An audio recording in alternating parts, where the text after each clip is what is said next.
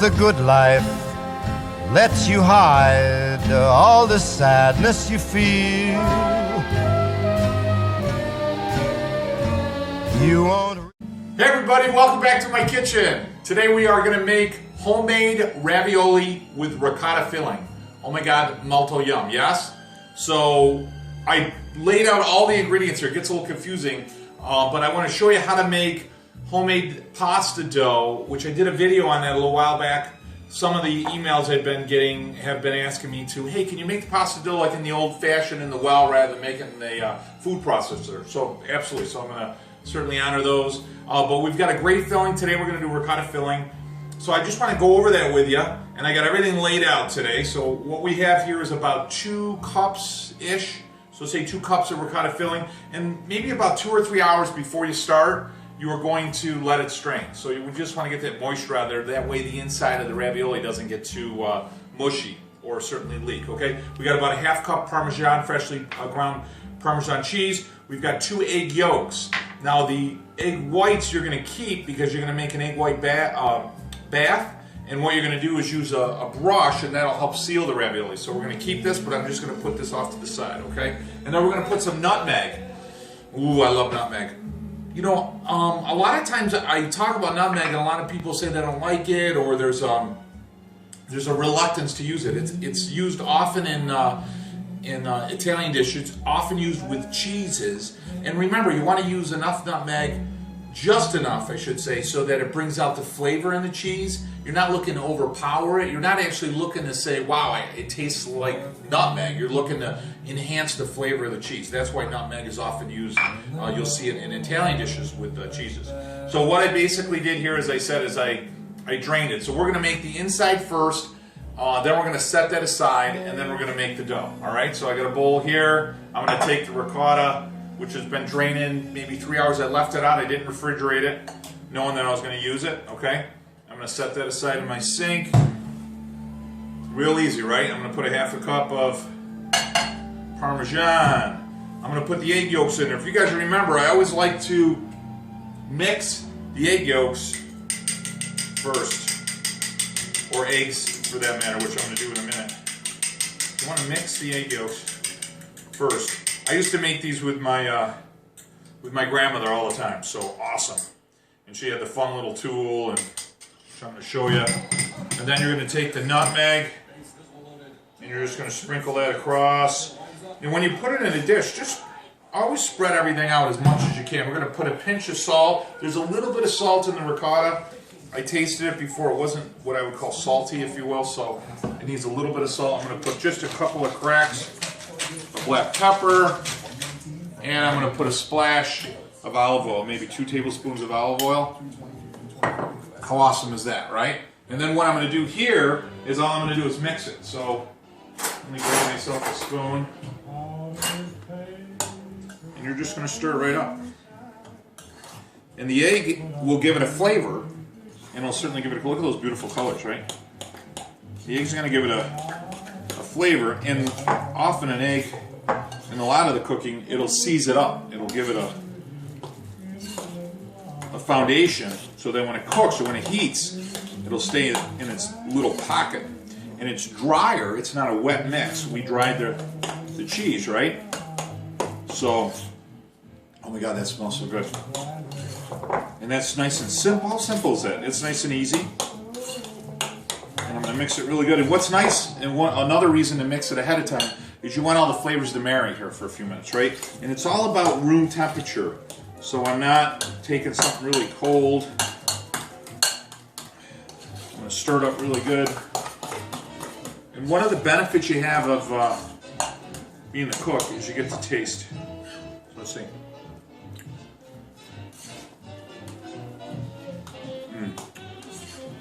That is really, really good. I'm going to put just a little bit more salt. Stir that right up. Okay, so that's it. You're going to let that set aside. You're going to let that marinate, okay? So we're going to put that off to the side. And now we're going to make our pasta dough. So everybody likes to talk about making the traditional way. So let's do that. We've got about 3 cups, give or take. of unbleached, unenriched, organic flour. That's my favorite, okay? So I've got the flour in the middle of my counter. And what I'm going to do here is I'm going to pre-mix my eggs. I've got 5 eggs, full eggs. So this is what they'll often call like an egg pasta, and which is great, has more flavor in it. Pasta in the old Italy, especially in a lot of the areas that were very poor, they had. We're gonna put about a teaspoon of salt in the flour. So in poor Italy, what they would do is they would just take flour and water. So the old pasta didn't even have salt in it. And they were so poor. In fact, last time I was in Italy, we went to a home. We were invited to a home for dinner. It was so beautiful. And they were making the old version of the pasta. And I had asked her, why are you just making it with the flour and the water? And it was actually traditional to make it that way, even though she had the eggs and so forth. But she said it was traditional for that holiday, because in many years early in Italy, they didn't have the money. So real easy to stir it up. And what happens is you'll find that the egg will start to marry. And I always like to go underneath it. So just kind of incorporate a little bit of the bottom. And you're going to dry up the egg a little bit. I'm going to put some olive oil in there. Maybe about a quarter cup. So what you're going to do is just keep stirring it. And what I'll do is I'll take the fork and kind of come underneath the well.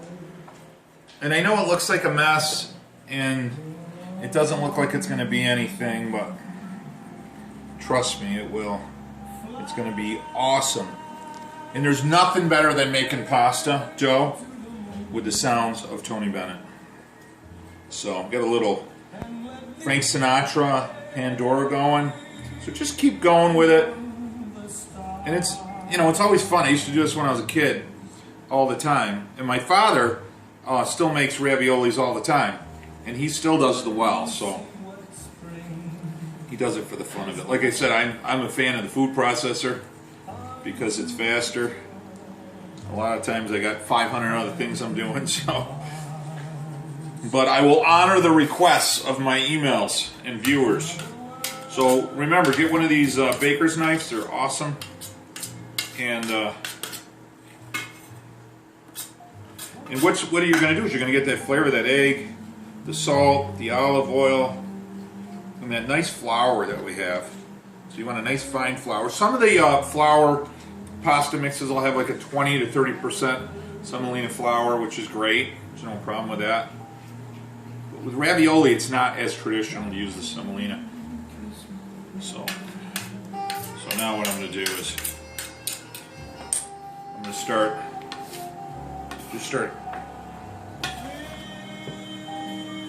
mixing that flour in that egg mixture. And remember, what you're going to basically build up is gluten. And you're going to work it for 5 to 10 minutes.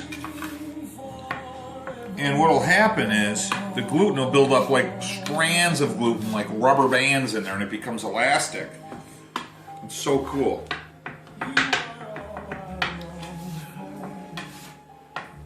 And then what happens is it creates an elasticity, and you have to work the dough. You have to work the dough to let the gluten build up, because if the gluten doesn't build up, then as you roll the dough out, it's never going to hold. It won't have a good firm structure. So rolling the dough is really important. And I try not to get it all over. Now we're just going to work it with our hands. There you go. I have never ever put in a certain quantity of flour in egg or eggs and had it be perfect. So you'll find, the size of the eggs, the flour consistency, there it goes, and humidity outside. Everything has a factor in whether or not you're going to need more flour, more moisture. But there you go. See how it's starting to make a dough? So cool, isn't that cool? And with this, you're making a ravioli, you're not going to need a ton of dough because you're going to roll it out into thin sheets. Now I've got one of the pasta rollers, which is great, and I love those, but I'll tell you, I find it so much better and less waste and just less time if I use the rolling pin. So I'm going to use a rolling pin. So this is also great if you've had my panna cotta. You get to work out some of those calories. And you just keep working it, you know. And now we've got Dean Martin handing it with Christmas music. How does that even make sense? You're just gonna keep working it. My grandmother, my God, she was about 4 feet 8 inches, I think. So she would stand at this little table. She had this little dining room table, and she would sit there with me. Her most common phrase was, "Ooh," and then she'd say half of her sentences in Italian and half of them in English. And you hear that broken English, broken Italian, so it was great. One of the nicest ladies you ever meet. My father always tells the story with when they came over from Italy. They came in through Ellis Island, and this might be the first time I actually did not need more flour or egg. It's making a really nice dough right here. You know what's nice about this too is you start to smell it. It smells great. And you just keep working it.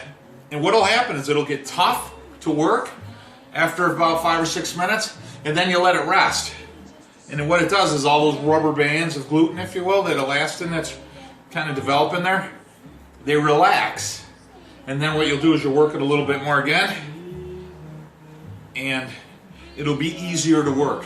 If you keep doing it, it keeps building up more and more strands. So, but again, we're going to roll this out, so I want to make sure that it's really elastic. Oh yeah, it's nice now, I can tell. So anyway, so my grandmother came over with my grandfather in Italy, and they were carrying a suitcase. That's all they had, is one suitcase. Imagine that. And they were hooking up with some cousins in Syracuse. And my grandmother was walking behind my grandfather. My grandfather wasn't carrying anything. And my grandmother was walking behind, and she had a couple of the kids with her. My dad and my uncle and my aunt, and they and a suitcase. My grandmother was carrying a suitcase, and you know, going back to the old days, obviously especially in old Italy, where the man would usually be the lead and handle all the business stuff, and the women would usually tend to the kids and tend to the family. And the immigration agent at Ellis Island said to my grandfather, "Hey, what are you doing? You are letting her do all the work." And he said, geez, I'm sorry. So mi dispiace. So he went and helped my grandmother.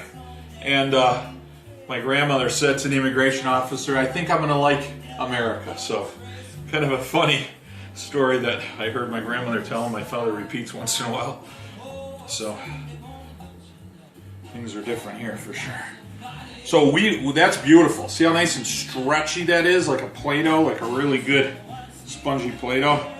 So everything's cleaned up. So what I'm going to do is I'm just going to work it a little bit more, and then I'm going to let it rest. Maybe a half hour. And then when I let it rest, it'll be a lot easier to work. It's perfect. But we don't want it to dry. I always like to taste it. Oh, that's beautiful. Tastes great. So, as I taught you guys before, just take a little olive oil. Good for your hands anyways. Rub it right over the and that way it won't dry out. And I'll put a towel over it. Paper towel. And you just let it set. Okay guys, welcome back. Now what I've got here is I let this rest about a half hour. Okay, so that was the, or that is the dough. That's the pasta dough. Okay, so traditionally called an egg pasta dough, and that's going to be for our ravioli. So we wanted to work it good so it gets some elastic property to the dough. And now what I did is let it rest. I'm going to work it just for another like 30 seconds, and I'm going to start rolling it out. I'll show you how to do that. This, if you remember, is our ricotta cheese with a little olive oil, a little salt, a little nutmeg, a couple egg yolks. Okay, so I got that in there, and I just want to make sure that tastes okay. Again, oh yeah, that's really good. See, now that it's been there a while, and those flavors start to marry, that's really important when you mix that. I always like that. I'm spitting ricotta all over the place, but that's a sign that it's good. But when you mix that and you set it aside, you want it to marry. You want all those flavors, if you will, to dissolve within each other. So it's really important. So I'm going to take this out, okay? So what do I got going here? I got a disaster, right? I got a couple different rolling pins. This is a great rolling pin. It's awesome. I love this baby right here. This one, see how it's wider in the middle? The one thing I always notice when you use a traditional rolling pin and start rolling it, the middle of the dough is thick, right? And the dough starts looking like this on the table, if you will. This allows you to roll that middle out. So this is a great little instrument, if you will, to roll the dough. I got a drying rack. I got a little scooper. I just want to show you. I'm going to use that to put the ravioli, the ricotta in the ravioli, which is awesome. You got to have a cutter. Now you can use a knife. You don't even need these.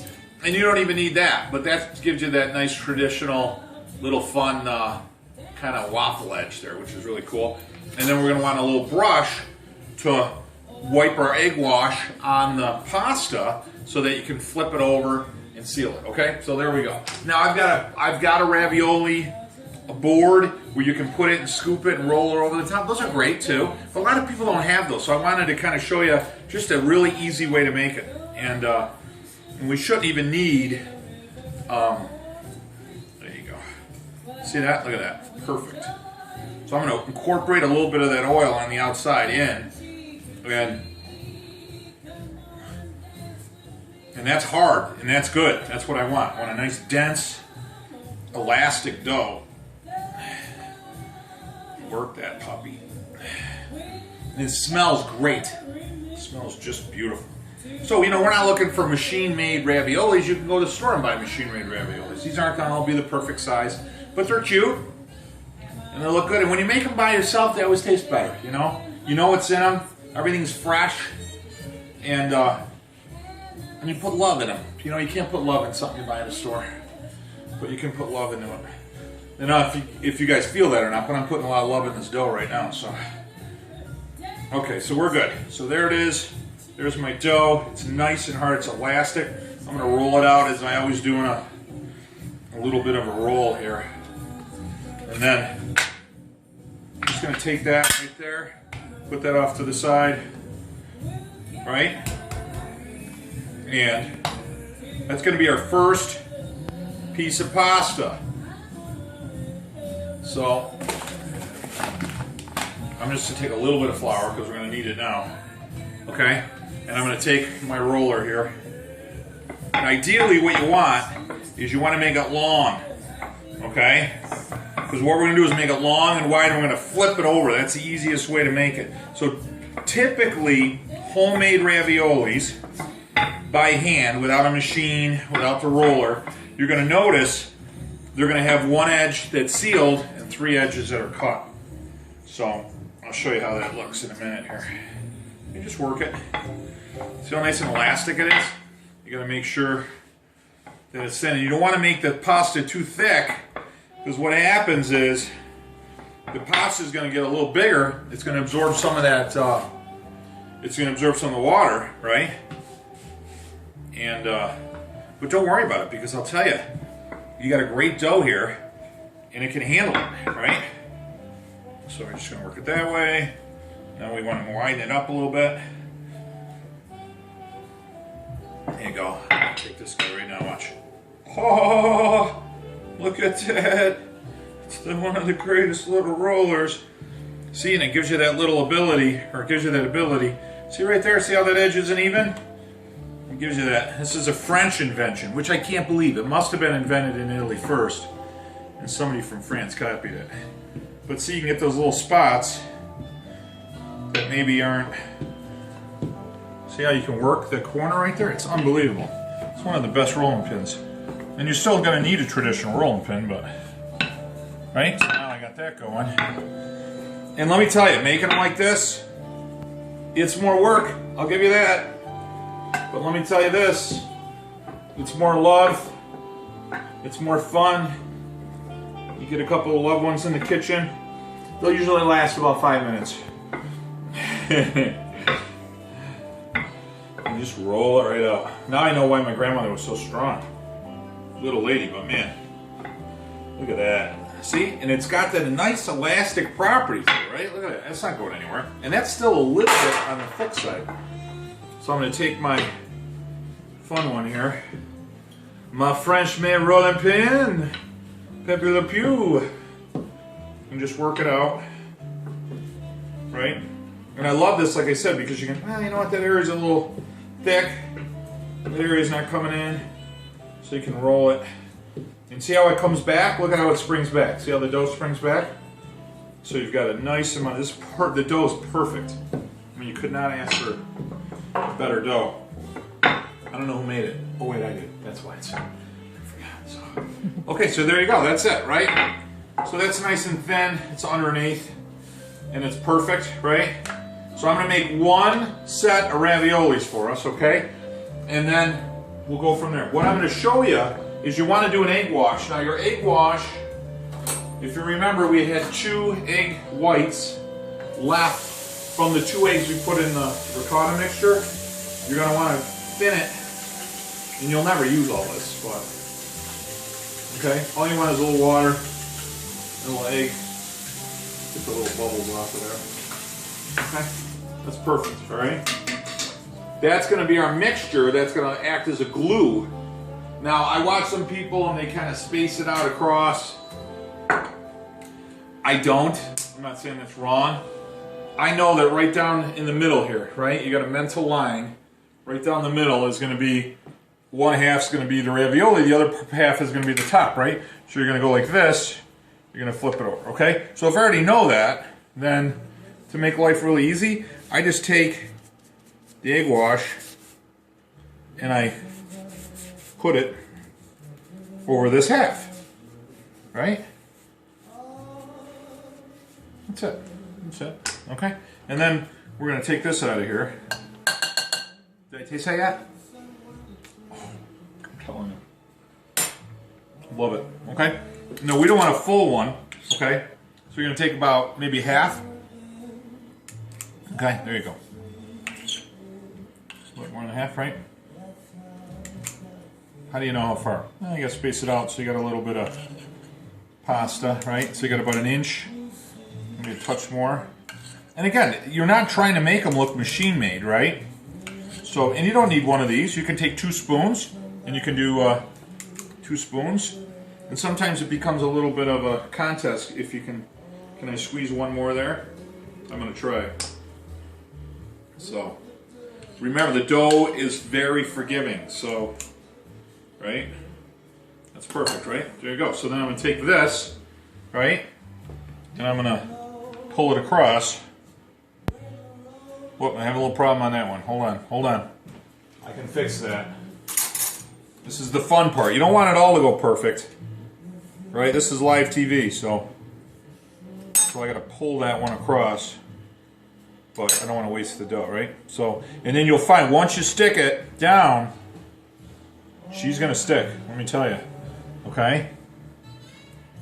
So, and don't be shy with your pressure, because you don't want these to open. You don't want them to pop when you're cooking them. Right? And that's another reason why you drain the ricotta. Okay? Now what you're going to do, you see the spacing right there? And you'll feel there's a little air in there, and that's fine. That'll work its way out. Look at that. It's perfect, right? Now, what I'll recommend is that you work the air out, because you don't want them to... See, I feel the cheese, and I can feel the air in there, right? Perfect. Perfect. And again, traditional raviolis, homemade raviolis, they'll have the sealed pocket in the back. And if you don't like that, you can wash the back and cut the back edge if you want. But this way I like it. It just makes for a more stable ravioli. And then you're going to pull that across. Look at that. Now I'm really sealing it, right? It's sealed up nice, right? And then there you go. You're going to take this guy right here. I'm going to take the decorative edge. You don't have to take off a lot, right? But you don't want the ravioli to be all pasta either. You know what I mean? So if you find you got a tail and the back is in the back of your, there you go, the back of the pasta. Now I always like to do that decorative edge. So, but again, you don't want to put a ravioli in your mouth and have it nothing but pasta. So just take that little edge. Now that one's a little close, right? But that'll be fine.